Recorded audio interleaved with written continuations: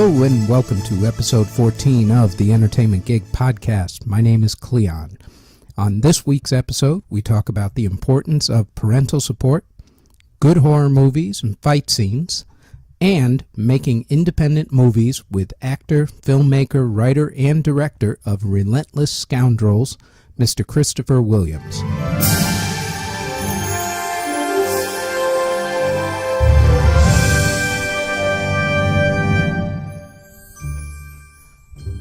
Okay, this week's episode is with writer, actor, filmmaker, director, and basically jack of all trades, Mr. Christopher Williams. He is the writer and director of the films The Audition and Relentless Scoundrels. We discuss childhood upbringings, the importance of parental support. We get deep into what makes for a good horror movie. We talk fight scenes, what makes for a good one. And we get heavily involved in his short films and his upcoming projects. So, without any further ado, here is Mr. Christopher Williams.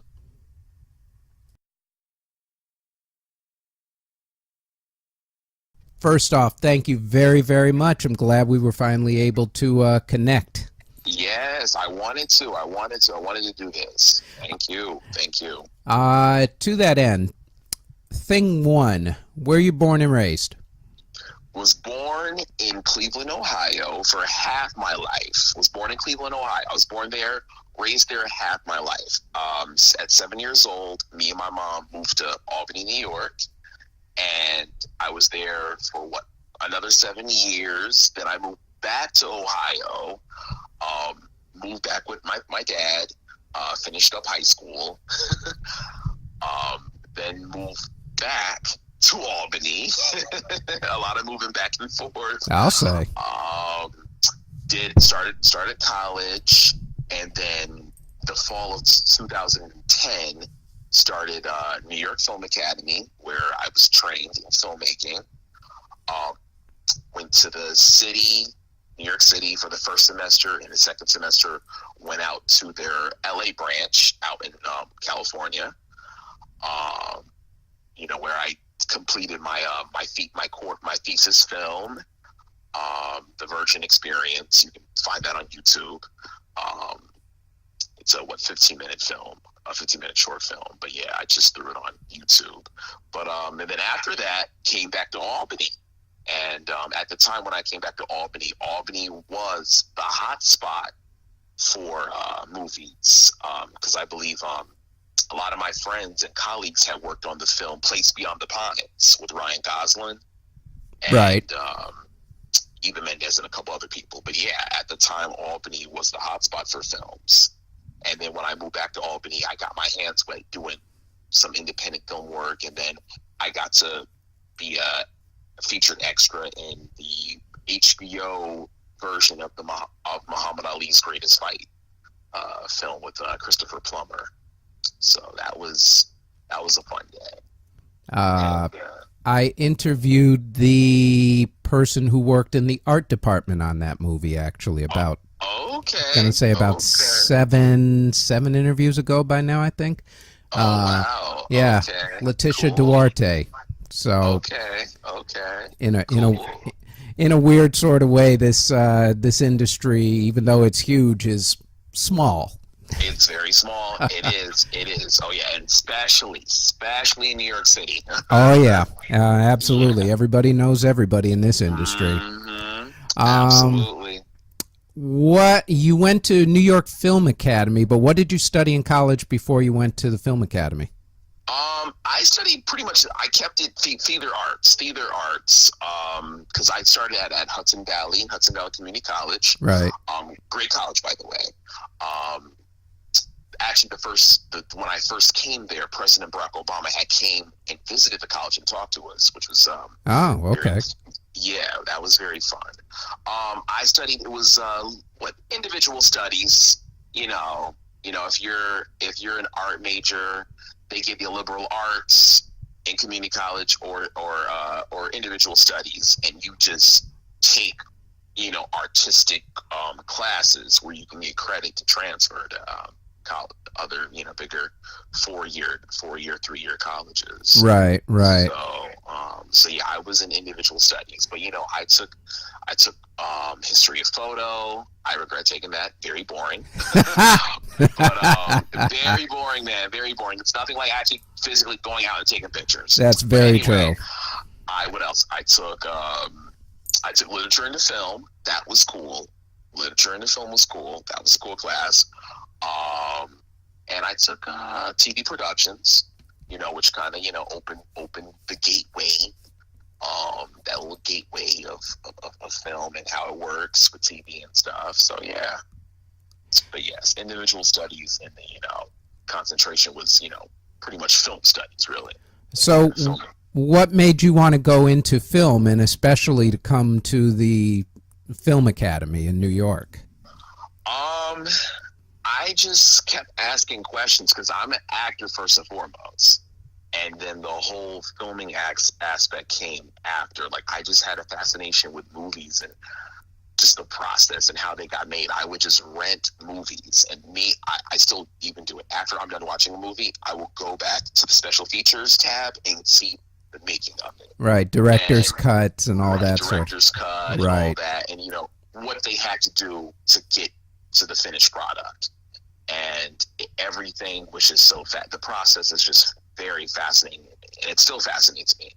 And I'm like, I think I want to get my hands wet doing it. And I did. My mom actually took me to the New York Film Academy back in 2007 for a summer camp program, for the two-week digital camp program.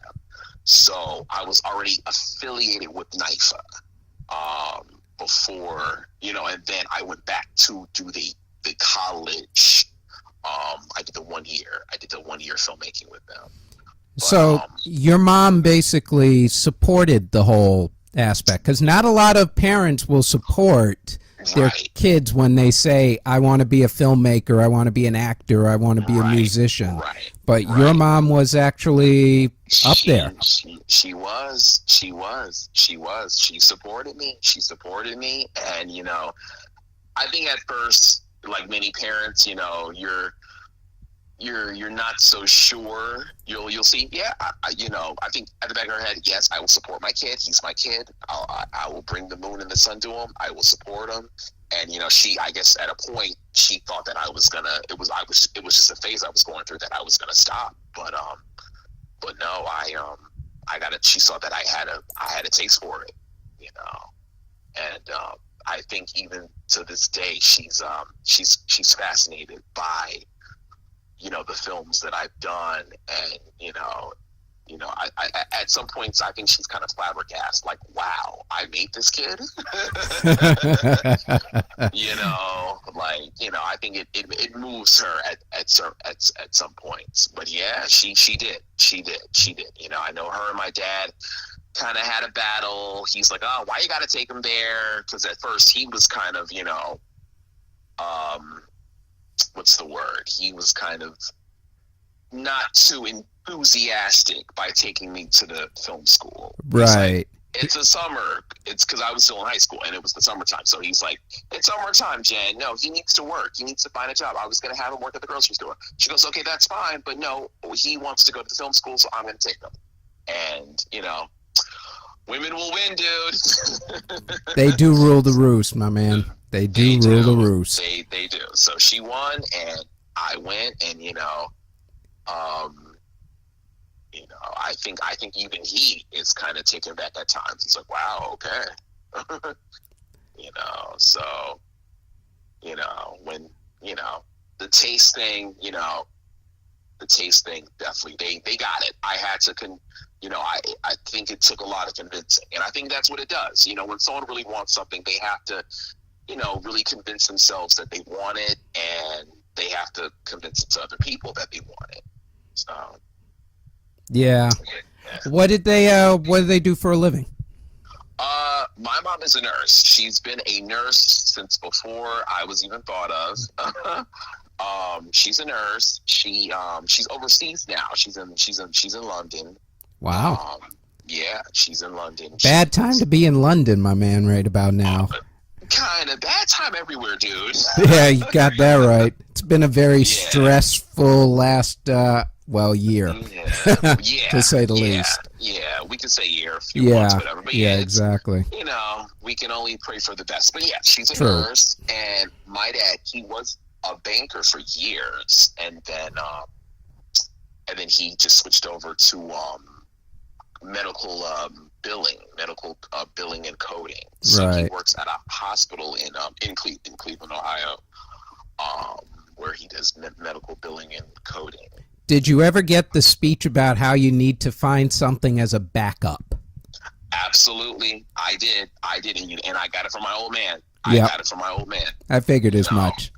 Yeah, I got it from my old man. You know, I got it pretty much from my dad's side of the family. I did. My dad, my aunt, my grandfather. Yeah, I got it from those guys. Yeah, you know, they said, you know, it's okay to be an actor, but you know, you need to have something else. You know, you need to have something else. And I was like, I don't really want anything else. I want to do that, you know. And my defense was, okay, well, let me go to college. I'll get my college degree, and then, you know, I can always teach, because, you know, you have teachers at the New York Film Academy. They teach, and when they're not teaching, they're off working on a movie or a TV show or something. So, you know, that was always my defense. But yeah, I got it. And I didn't like hearing it. At 16, 17, no one wants to hear that. You need a backup plan, because it's like,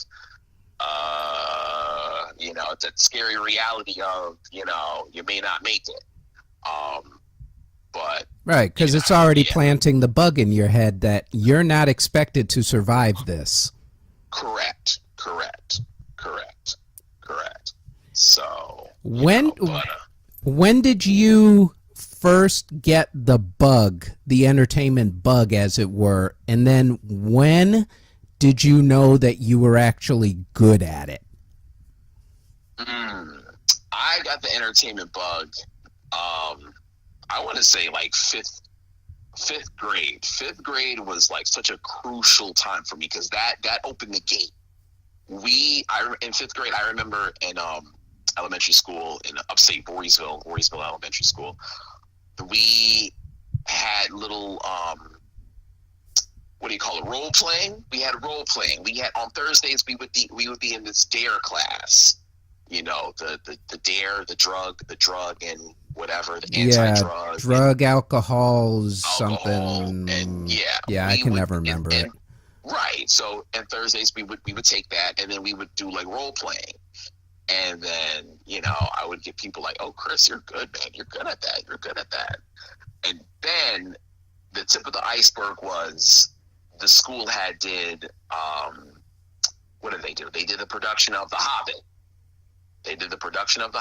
On stage. And I was just enthralled. I'm like, wow, those guys look like they're having so much fun on stage. I want to do what they're doing. And that opened the entertainment gate. I think from that, after that moment on, I think after that year, I told my mom and I told my teachers, I want to join drama club. And I did. I went to drama club. I got involved in plays and stuff. And then I went to Niskayuna Middle School. And then I got to play King Oberon in this comedic version of Midsummer Night's Dream. It was but yeah, I can't remember. But yeah, it was pretty much A Midsummer Night's Dream, told by these teenagers. It was almost like a play within a play. It was very cool. What was it called? A Midsummer's Night Midterm. And, you know, they had the actual play going on. They had these 4 teenage girls who were studying Shakespeare, studying the play A Midsummer. And I played King Oberon within the play A Midsummer Night's Dream. And I got all love from all teachers. Oh my God, Chris, you were good. You were great. Oh my God. So I'm like, you know what? This is it. This is it. You know? And I was like, yeah, that yeah, pretty much school did it.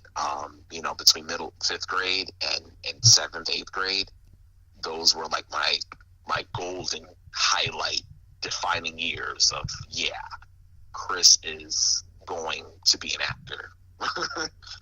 Nice. Tell me about your acting. Let's stay on that vein for a little while. What have you been acting in? And so I've done the background thing. I did feature background work in the Ali film. I've done background work, and you know that got me to that got me to work on Boardwalk Empire. I was fortunate to be on Boardwalk Empire season 5 as one of the Chain Gang members, and I got my SAG waivers. I got my 3 SAG waivers to become SAG eligible. So, and then when the paperwork process through, I became SAG eligible, and so I've done background work. Haven't really done it lately because I don't really want to do it. You know, it served its purpose because it's like, okay, good, I got my waivers. Let me see if I can get parts now. Been in a few short films. One of which is my own that is screening tonight at 8. And the other one I've been in a lot of short films. I've been in 2 feature films that were filmed in Albany. One didn't really go anywhere. It was this film called Darkest Before Dawn. It was actually my first feature film when I came back to Albany. Right when I came back to Albany, I saw the casting for that, and I auditioned, and I played one of the dirty cops, or one of the gangsters posing as a cop. That was fun. It was adapted off, Darkest Before Dawn is adapted off a book by the same title by Arlene Brathwaite. She was a Albany-based author. Her and her husband, they got their hands wet doing films, like filming little shorts off their books, and they did that. That was actual feature.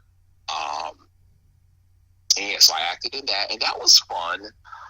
It was kind of not what I expected because, you know, in the back of my head, I said I should be the director because I just saw so many things that could have been done differently. But of course, I'm the actor, so I can't really, you know, say anything.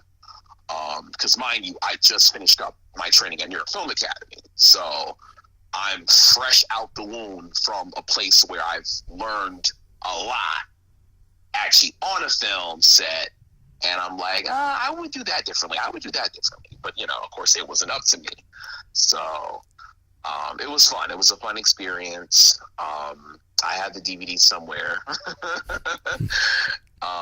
Didn't really go anywhere, but you know, it was fun. And then I was in another feature film called Bumping Uglies. Have no idea when that film will be coming out. Film was directed by Kevin Craig West, who's very known in the industry. Kevin Craig West and Susie Griswold, and yeah, they. I was fortunate to work with them on that, in that feature film. So that will come out. I have no idea, but that is on. You can find that on IMDb, and I believe if you put in "Bumping Uglies" trailer on YouTube, you'll find it. And I play like 2 characters. I play a tranny, and I play one of the detectives. So. So now, in terms of your writing and directing, would you say that your first experience was the impetus for you actually saying, you know what, I can actually just do this kind of by myself and go in this direction? So what turned you from acting to not only doing acting, but also going into the directing and the producing and the writing part? I think what turned me, I just start writing. I think after my test shoot, my first what 2-minute movie that I completed at my camp program at New York Film Academy, I said, wow, I could do this. And then I just start writing away. I just start writing, and I would write something short. I was into horror. I'm still into horror.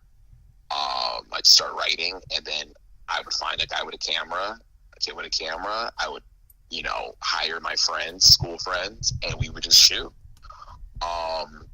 So, I think I let my imagination run wild, and then I let the little bit of training that I had at NYFA in that week 2-week program be my like, yeah, guys, I went to NYFA, so I know what I'm doing.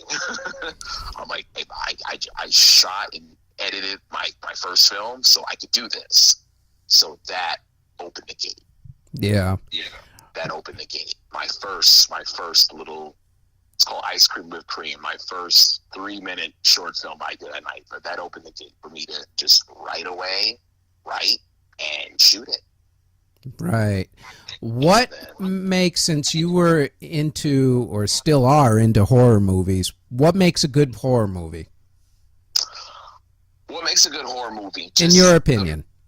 In my opinion, what makes a good horror movie? I think the story, really. It starts with the story, the premise. They say imitation is flattery, but if you can create something and that no one has done before or even thought to do, and just write it well enough and get it done well enough, then that's it. I think it's the story and the premise. That's everything. The story and the premise. And, it's just, and nowadays, there's so many low budget horror movies that are getting done, and a lot of them are like really kick ass. I'm always thinking about the story and the premise. Something like, say, The Purge Anarchy? Yes, something like The Purge. Something like Saw. Something like this new movie, Lights Out. Something like Devil's Rejects. Those movies are like, they move me. They're like, oh my God, like what crept in this writer's mind to think such a thing? Yeah, I think the premise, the whole premise is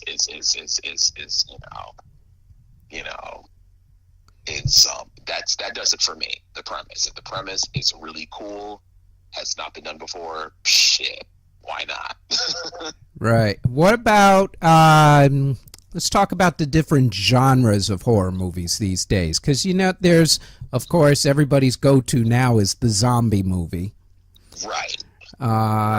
Then, of course, you got your torture porn with The Hostel and Saw. Right. And then you just have your basic, good old-fashioned suspense horror movie. Which genre at this particular moment would be considered your favorite?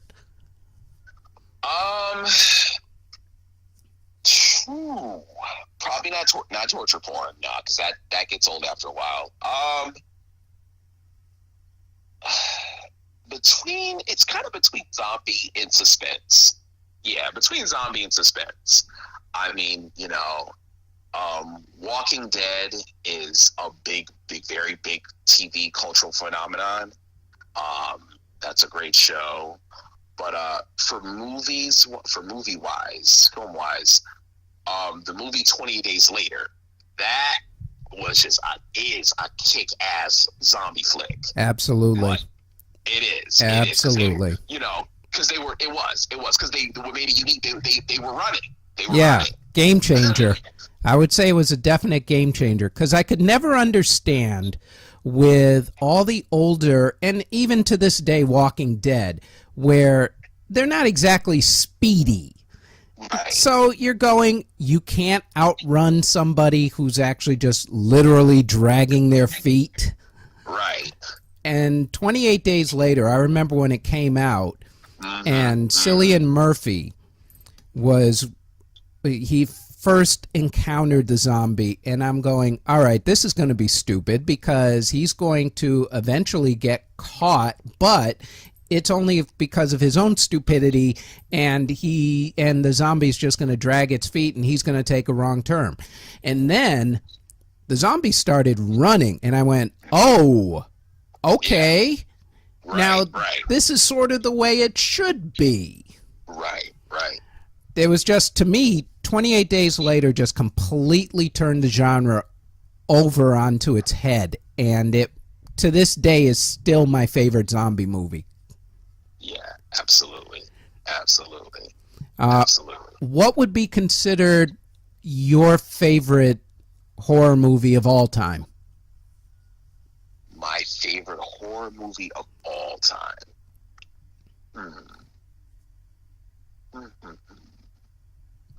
Give me like your top three if you can't nail it down to one. Evil Dead, the original. The original, excellent choice. The original by Sam Raimi. Right. What else? I gotta say Devil's Rejects.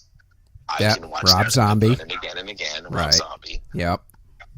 And then my third horror film would probably be 20 Days Later. Good choice. Mm-hmm. Good choice. Yeah. So now let's talk about your stuff. First off, have you actually done a horror movie? Have you taken any of those ideas that you've thought of and actually made like a horror movie short story or anything like that?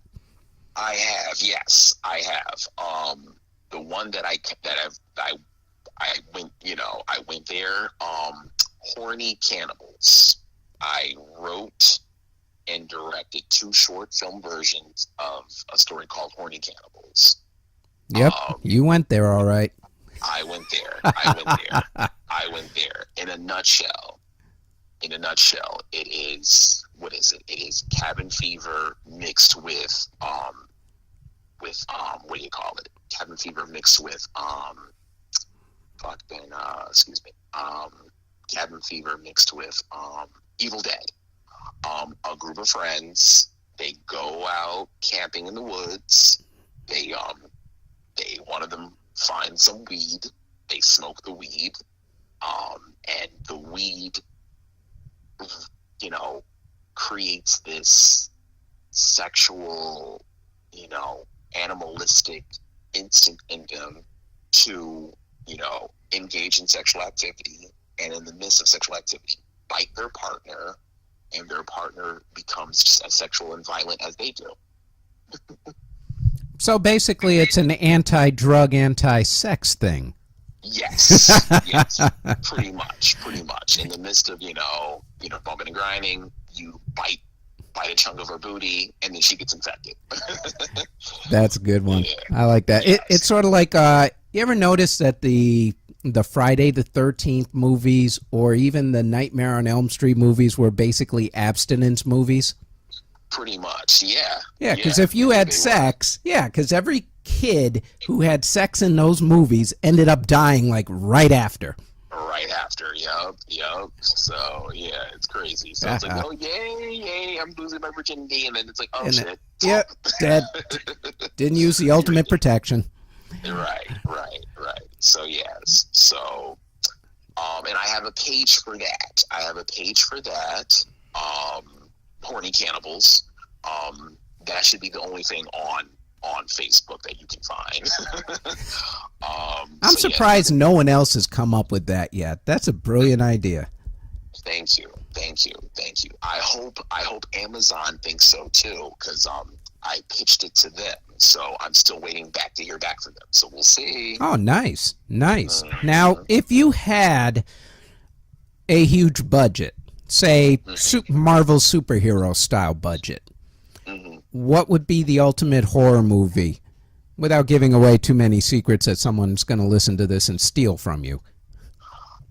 The ultimate horror movie? Yeah, if money was no object, what would you do?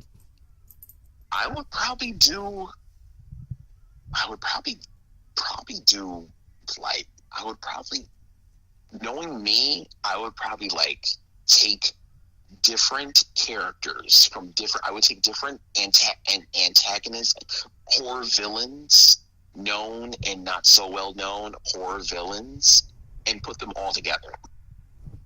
I would create some type of plot and just have all these different horror villains just come together.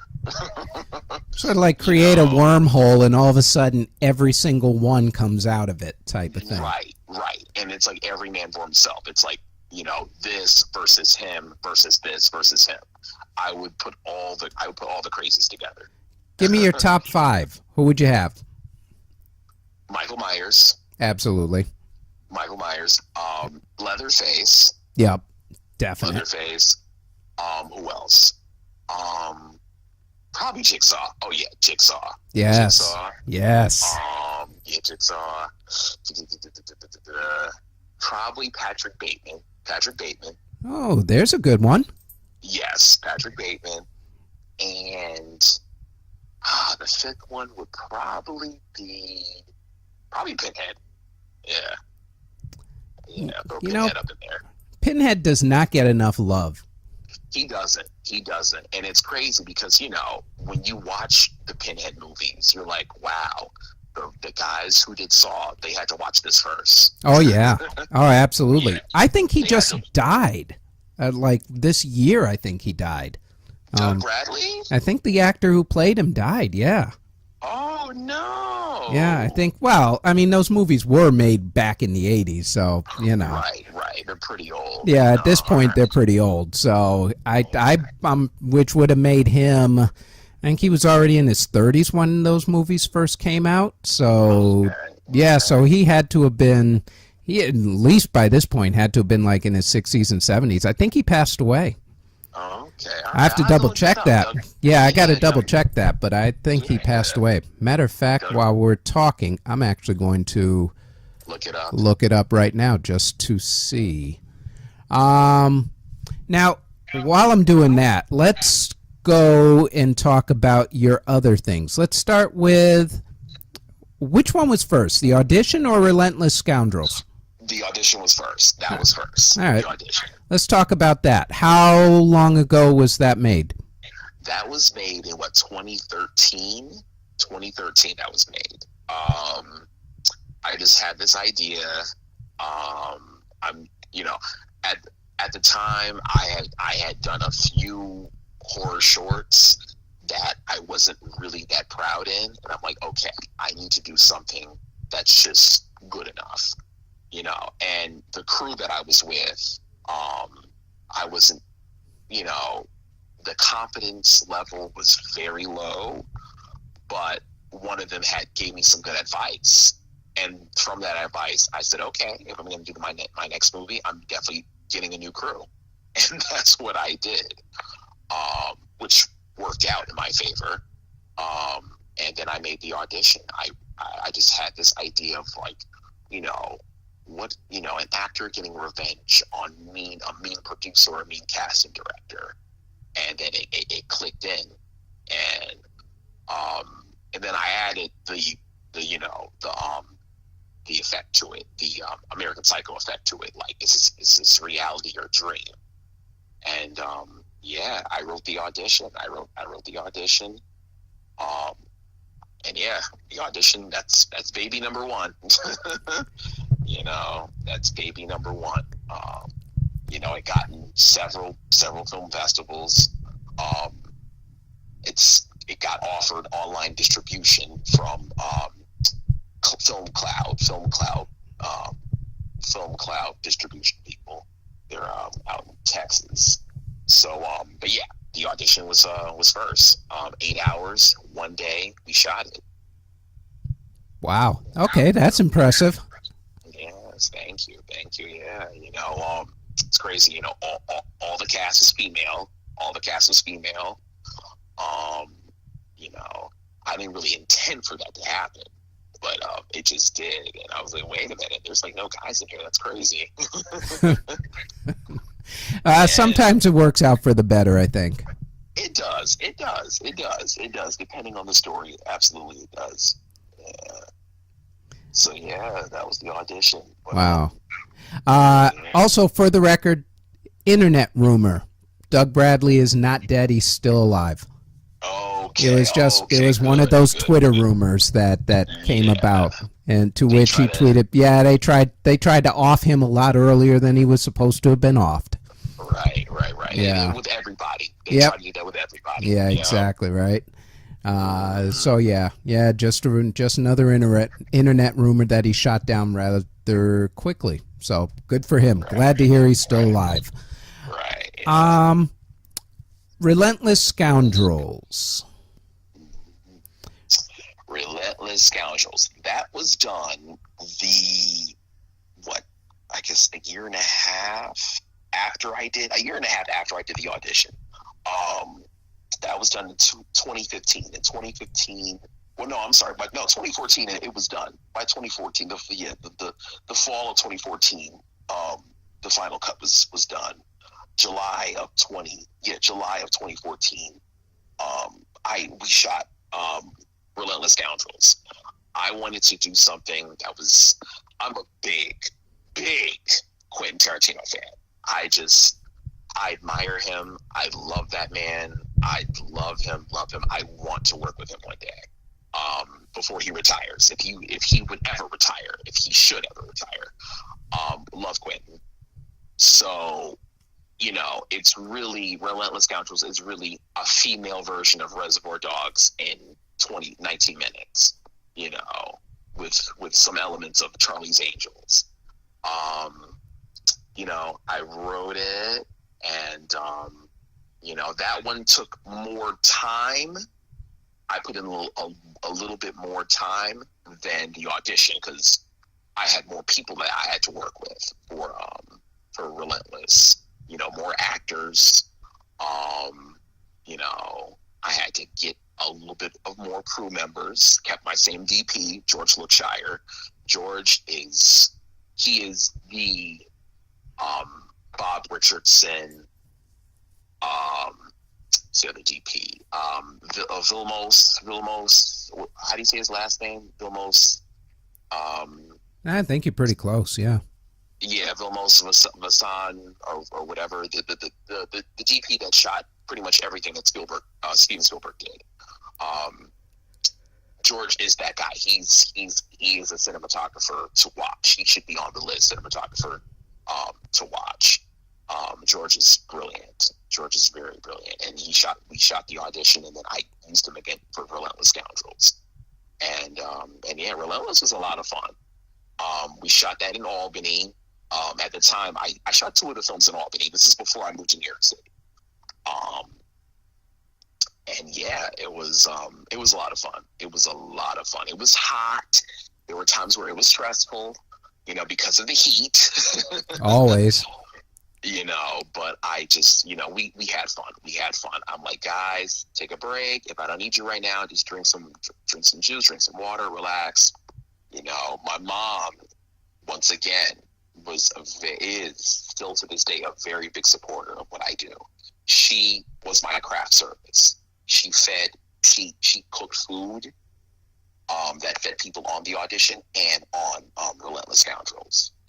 And for Relentless Scoundrels, most of the actors were live here in New York City, and we accommodated them. My mom helped me accommodate them in our house in Albany.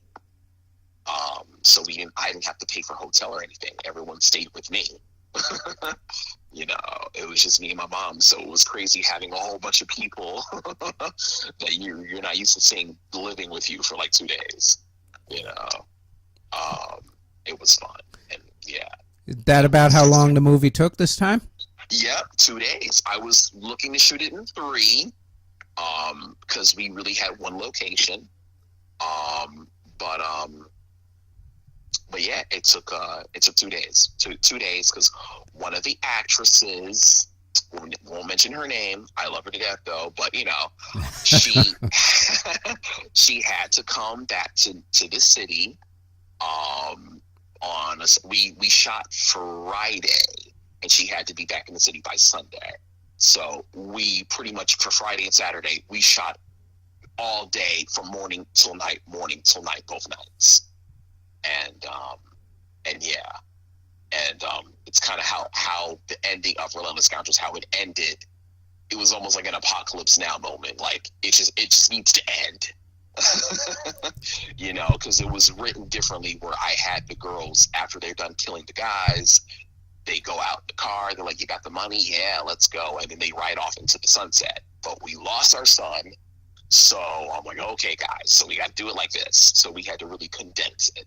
But, you know, nevertheless, it got into film festivals, and that also got is being offered online distribution through Film Cloud. So, well, I've seen both of them, and I will say that I really, the Audition was fun to watch. That was a great little thing to watch. And then Relentless Scoundrels, that was not quite the ending I was expecting, but when it all went down, I went, oh, that's a badass ending. I like that. Thank you. Yeah, that was just absolutely brilliant. And next time when you have more money, you should actually show the shootout as opposed to the aftermath. Right.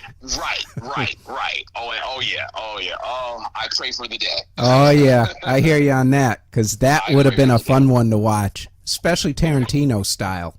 That would have been a fun one to watch. But yes.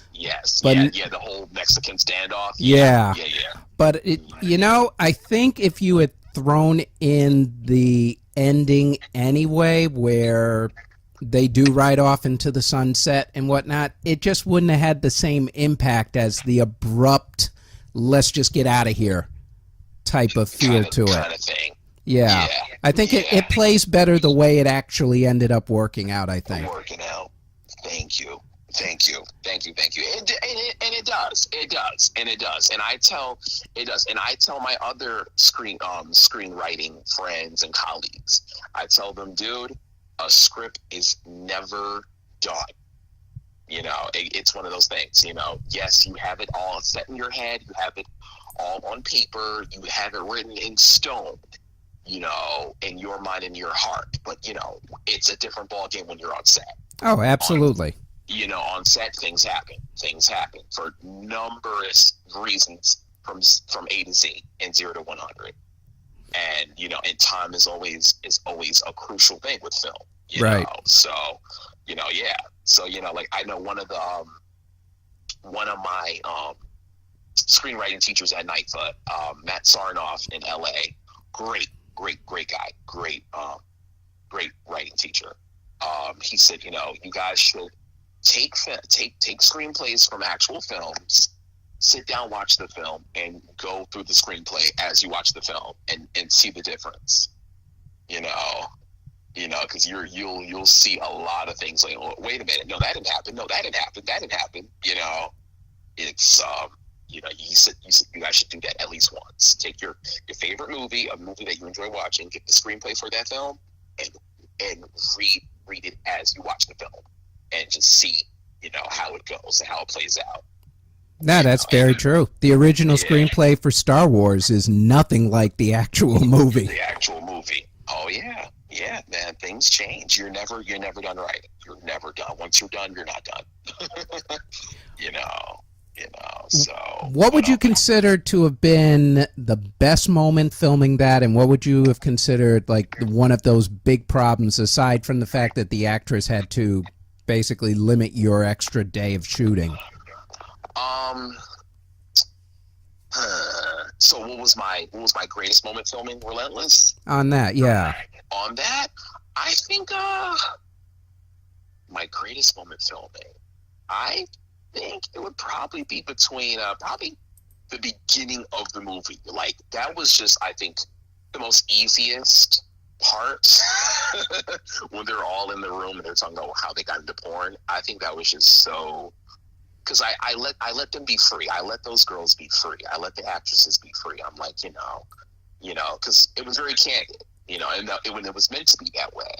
So it was fun. You know, just So that whole part was basically improvised then. It was written. It was written. It wasn't improvised. It was Oh, written. okay. But I directed them in a way where it's like, I told them have fun. I told them have fun. Oh, okay. I told them have fun. But that was I think my greatest part. That, and then I think the parts where the most challenging parts, I think, when we pretty much got toward the ending of the film, when you as a filmmaker, you as the director, you keep looking at the time, and it's like, oh my God, how am I going to do this? And I just had to really work fast and get diligent with the actors staging the whole fight scene and what have you. And that was challenging. But pretty much the kitchen scene toward the end, when it was going down, it was hard. Right. What are the major difficulties in doing a fight scene? Making sure that both parties, both actors, are one accord and no one gets hurt. You don't want anyone getting hurt, because on my films, I never have insurance.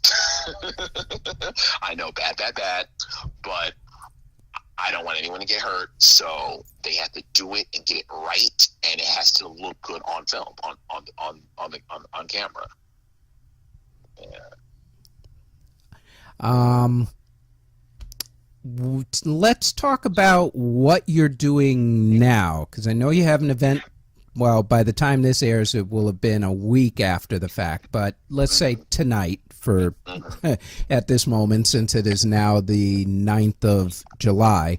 Talk to me about your projects that you'll be doing tonight. My projects that I'll be doing tonight, that will be screening tonight, one is called The Cronies. That, for the life of me, I'm going to try to make that into a web series. The Cronies is about two black Australian potheads, played by me. One of them played by me. They're just living life. They're just potheads that just, chill out on the couch and talk smack and just, get into small little adventures. The pilot that will be showing tonight, the pilot episode that will be showing tonight, is just, introducing them and showing what really it is that they get into. And the other film, Luther Von Schaft, is about an ex-military hitman who, he is a bad man by profession, but really deep down inside he has a big heart, because he loves his woman, and he'll do anything for her by any means necessary. And I'm going to end it there for Luther. But Luther, I'm really proud of Luther Von Schaft. Even my mom said, hands down, my mom goes, I know I sound biased because you're my son, but no, she said, quote unquote, that shit is the shit. She said, that shit is the shit. She said, we're gonna get rich soon, babes. You keep doing this. We're gonna get rich soon. I said, I hope so. She's already got the house already figured out. Right? She's already got the whole planned out. She's gonna walk in like Cookie. Right. That's too funny. But no, I'm really proud of Luther. I enjoy watching it, like how it's shot, the grittiness of it, and just the detailing of it. I'm proud of Luther, and I think you will enjoy it. Where will people be able to see that one? Luther, okay. Well, I'm taking it to film festivals. Excellent. So I'm supposed to be hearing back soon from a few film festivals. So I'm taking it to film festivals. If they want to see it, they can come see it tonight in the city, at the Lovecraft Bar, 50 Avenue B. 50 Avenue B, yeah, 50 Avenue B at the Lovecraft Bar. Just put in Lovecraft Bar in Google, and that's where it is. Lovecraft Bar in the city on Avenue B. But yeah, they can see it tonight at 8:00. Mm-hmm. Is this part of the Le Film Music Fest? It's by the same guy, Pim, but this is I guess it would be. I'm not sure. Oh, okay. It's by the same coordinator, Pim.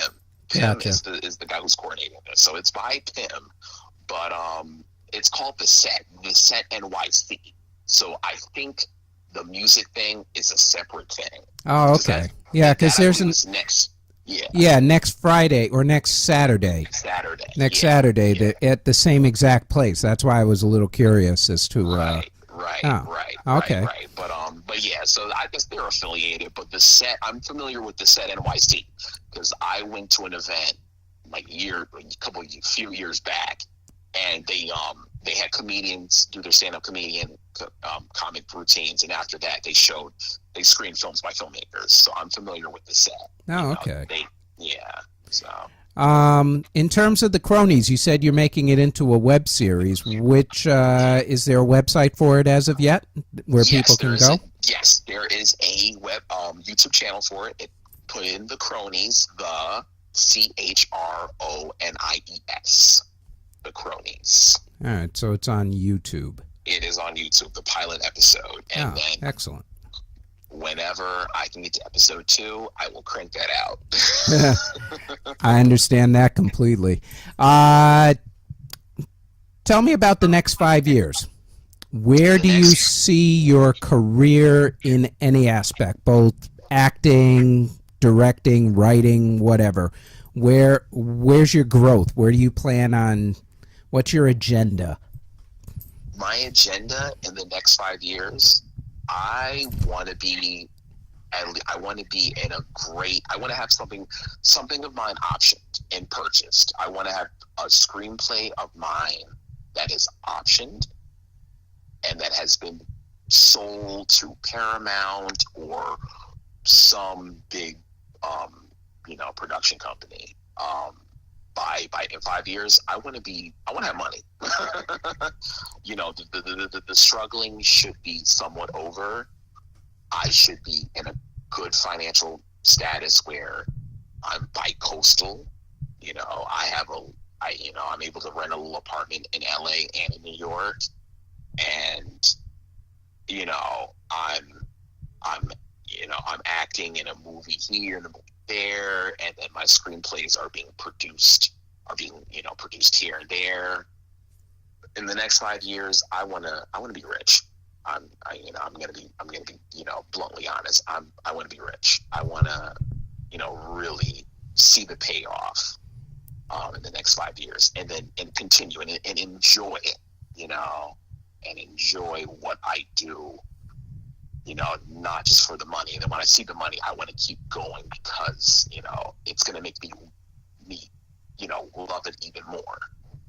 When you get paid for stuff that you enjoy doing, they say you never work a day in your life, so I want to be like that in the next 5 years. The next 5 years, I need to have come graduated to the point where it's like, yes, like, this is for real. This is real. Shit just got real, I want to next 5 years. I want to have dollars in the bank, and I'm bi-coastal. And I live and I'm living by myself. I don't have to do the roommate thing. I hear you on that end. I want to get up in the morning,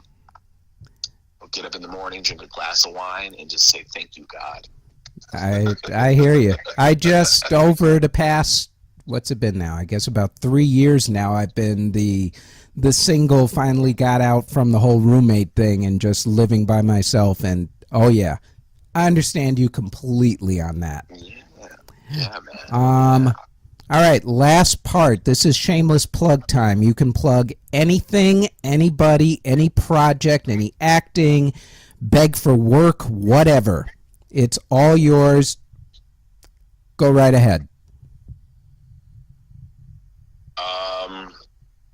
Okay, so go right ahead. My name is Christopher DeAndre Williams. I'm an actor, filmmaker that's on the rise to let that big break come. That's all I want is my big break. I have screenplays up the wazoo that I still have yet to go through.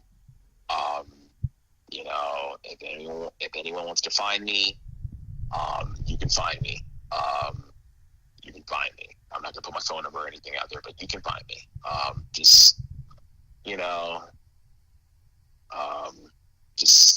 Be on the lookout for my films, Luther Von Schaft. Be on the lookout for things. Be on the lookout for things like Horny Cannibals on Facebook, like Relentless Scoundrels on Facebook. Just be on the lookout for me, and just wish me good luck, wish me well, wish me good luck. If you can't help me in any way, just wish me good luck. I hear you on that, man. Thanks a lot for doing this, man. I appreciate it. No problem, Cleon. No problem. No problem.